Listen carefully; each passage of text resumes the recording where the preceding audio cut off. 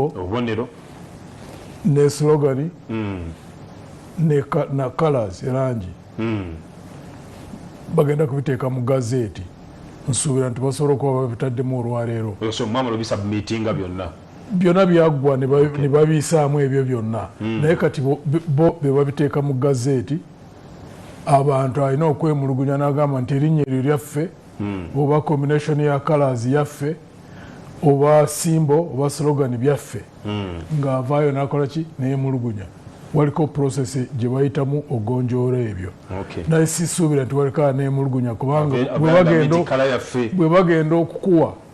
olusa ogenda okunoonyereza kufuna emikono babanga bamaze okucekinga mu database yaabwe ne bakakasa nti tekuliiko ekibiina ekyewandiisa nga kiina ebyo byonna oba nti waliko ekyakola ki ekyabuukinga oba okureservinga erinnya oba simbo oba slogan oba combination ya colors n'olwekyo wakati w'ennaku 14 n'ennaku 3 awo bajja kutuwa certificate eya registration tulyoke tulangirire olunaku lwa lonchi tulonkinge bwetumala okulaunchinga ng'abaganda bwe bagamba zabika emipiira. General, finally, ANT is now into action, I can say. Chanjawulo ki ANT kyegenda okujja nakyo maybe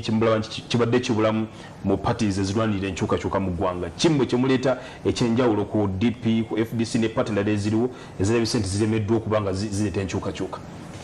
Tetutandise ekibiina kulwogamba nti endala ziremeddwa okuleeta enkyukakyuka nedda si kyekigendererwa. Tulina ebigendererwa bye twagala okutuukiriza nga tuyita mu kibiina kye tutandiseeko era tukitandiseeko kubanga twayawukana n'abo bwe twali mu FDC. Tetwayawukana ku lw'obutaba naki n'enzikiriza zeezimu mu bintu biki bye twagala okukola oba omusingi gwe twagala okutambulirako okuzimba eggwanga. Naye tetwakkirizaganya mu makubo ag'okukwata enkuba ery'okukwata okuggyawo gavumenti. Ekyo kyekyatulemerera. Singa twakikolako bulungi ne tutambuza okuguguba n'okuzimba ekibiina obumu nga tekuliiko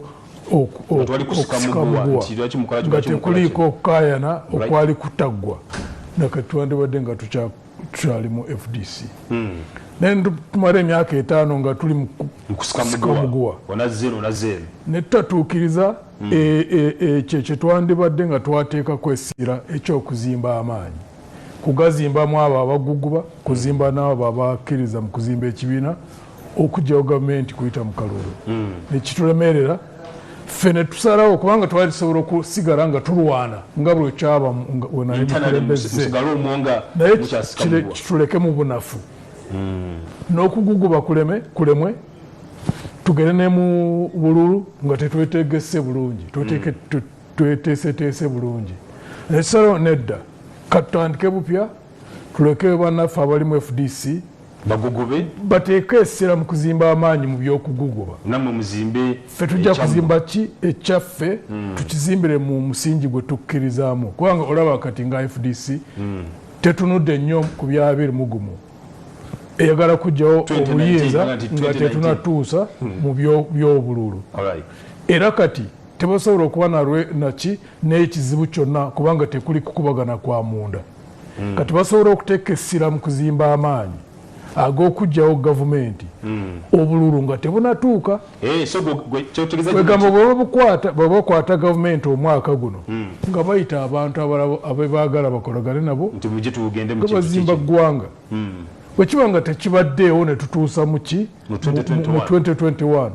naffe tujja kubanga ebbanga lino lyonna tulimaze nga twetegeka bulungi tetujja kwekwasa. Bwe tubeera n'obunafu mu maaso eyo tekuliko kitukwasa nedda kubanga kati ffenna abali mu ANT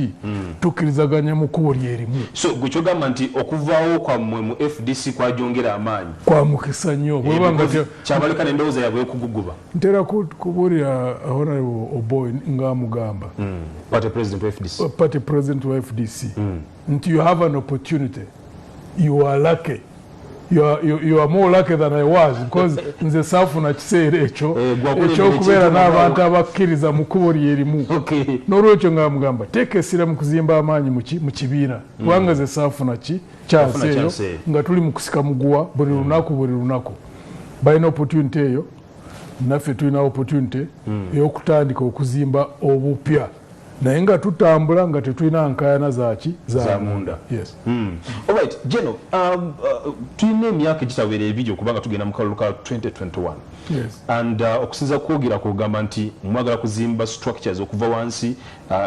ANT ebire felt okuva wansi ku muntu wa wansi okutuusa waggulu ekiseera kinaabamala bwe kiba kinaabamala mugenda kikwasaganya mutya anti tuteeka okukosa ekiseera ekiriwo ekitono tetusobola kutonda ekiseera ekisinga ku kyekyo kyetulina teeka okukola ekiro n'emisana nga lwe twakola mu FDC omanyi tuweewandiisa 2004 December 2006 January no 2005 November netwenyigira mu kalulu ak'e2006 tuteeka okukosa ekiseera ekiriwo tetulina alternative kasita tetulina focus yona tugenda kugiteeka mu ebyo ebintu byetusaanidde okukola ekirungi kati eggwanga bwe liri kati situation ya njawulo nnyo bw'ogigeraageranya n'ebiseera eby'emabega kubanga kati bw'ogenda mu byalo ogenda mu matawuni ogenda wa olaba nti eggwanga abantu baagala enkyukakyuka era ntera kugamba abantu Museveni bw'ayitawo na 21 sekijja kuba ku lw'amaanyi ge gayina bujja kuba bunafu bwaffe obuteteekateeka bulungi ffe tukkiriza nnyo mu kuorganizinga waliko ebintu byetumanyi byetuteeka okukola era byetujja okukola tulinde ekiseera kyekinaalaga. Alright. Jeno, bwe wali olangirira okuvaawo okwo mu FDC mu September owa 2018 wagamba nti ogenze kukola consultations. Yes. Mu kaseera ako kyaleka abantu nga babuuza step yeddako yeriwa one wala abali bakuyita nti oli mall era balowooza nti ogenda kulangira nti begasse FDC kuba kyali kibaddeko atwaba mukulu Lubalamira Lulanga ye yaddayo mu NRM n'abalala bazi bakikola atwaga nti ono kabadde mall ayinza ogenda mu NRM awalaga nti maybe ojja kubeerangira nti active politics omuwummudde some were surprised okulaba nti oze ne party ekyozo kino kyakujjira kito kyogamba nti no kansigale mu kintu kino kansigale mu opposition not ava mu politics ate not agenda mu NRM kanga waliko ebintu byetulwanirira omanyi mu nsi muno waliko ebintu by'oteeka kwesera n'ogamba kino tuteeka okukikola tukituukirize waliko abatunula ku ssente n'agamba njagala kubeera omugagga n'ateeka kwesira okulaba nti abeera miliyoni oba biliyoni oba kikyayagala omulala agamba njagala kufuna gold medal mu race omulala abavuga mmotoka ng'agamba njagala kuwininga race oba omupiira oba ki oba music oba ki naye waliko wowulira nti olina okuyitibwa mu politics ng'oyagala kulaba ebintu ebituukirizibwa mu bulamu bwo kubanga nze nagenda mu nsiko nga n'emyaka 23 tekuliko yali anzirukako kubanga famire yange yali ya UPC nga gavumenti yaliwo nali nsobola okusigala nkolagana nabo naye nga ndaba ebintu ebyaliwo waliko ebintu mu nsi byotasobola okubaawo n'owulira nti obulamu bwo buli fulfilled nga tebiriiko nti kati oli mukakkamu buli kimu kiryoke kuba nga tekuliko ddembe nga tekuliko obwenkanya nga tekuliko enkola ey'okulaba nti ebintu bikolwa mu bwerufu nga tekuliko okwenkana mu maaso g'amateeka nga tekuliko demokrasi mu ggwanga nze sirowooza nti ne bwemba nga nina ssente oba nina ekintu ekirala kyonna nti nsobola okufiiringa nti ndi mu ggwanga wensobola okwenyumiriza oba olira muli ng'olina ebbanja eri omwoyo gwo n'olwekyo bwe twasalawo nti twawukane ne FDC nga tumanyi tuteekwa okutandika obupya nga tugoberera ebiruubirirwa ebyo si nze nzekka n'abalala kubanga tekuliko gwe nasendasenda nti va mu FDC nedda Okay. naye nga ffena tukkiriza mu enkola y'emu